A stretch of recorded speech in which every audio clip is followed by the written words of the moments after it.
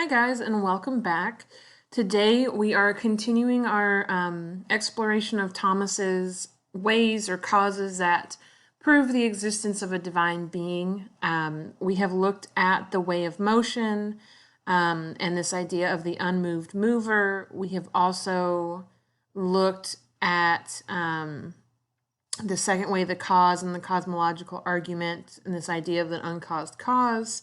And so today we are moving into the third way or cause, which is going to be the third way, necessity. So you have this argument from necessity, which is based on this idea that if nothing had ever existed, nothing would always exist. So there is something whose existence is necessary. It's impossible to conceive of a time when there was nothing that ever existed. So this kind of, in a way, ties back to Parmenides' argument about nothingness, and there can't be a nothingness. And for here, we have this ideas of the principle of sufficient reason, and that there's nothing without reason, or nothing exists without reason. And then you also have this idea of plenitude, and it's a metaphysical, it's like talking about kind of the composition of the earth.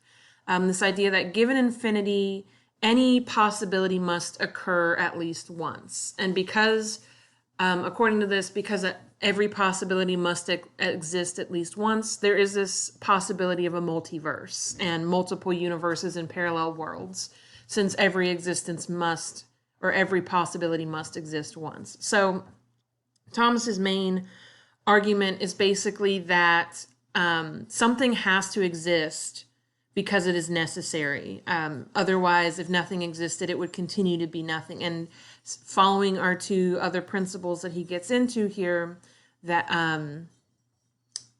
perhaps there is a dimension in which there is nothing because nothing existed, but otherwise we cannot conceive it and we do not hold to that, all right? So in his own words, he says, we find in nature things that are possible to be and not to be, since they are found to be generated and to be corrupted, and consequently it is possible for them to be and not be. But it is possible for them always to exist, for that which can not be at some time is not. Therefore, if anything cannot be, then there would be nothing in existence, because that which does not exist begins to exist only through something already existing.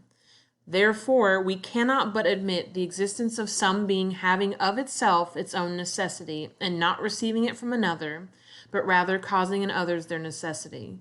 This all men speak of as God. So this argument is based on our previous two from motion and cause, and that basically you have to have motion to trigger and a trigger to create something. And so there has to be kind of a necessity there as well.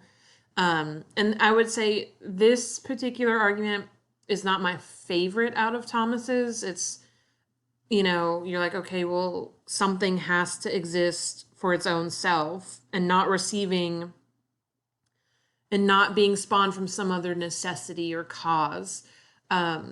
Much like in his previous arguments, existing outside of this kind of chain. So everything comes about for a necessary reason. There is some necessity to it, but he's arguing that there has to be something outside of this chain that just simply exists because it does, and that if it does not exist, then nothing ever would exist. And he says that is God in this case. Okay, so this one is a little bit of a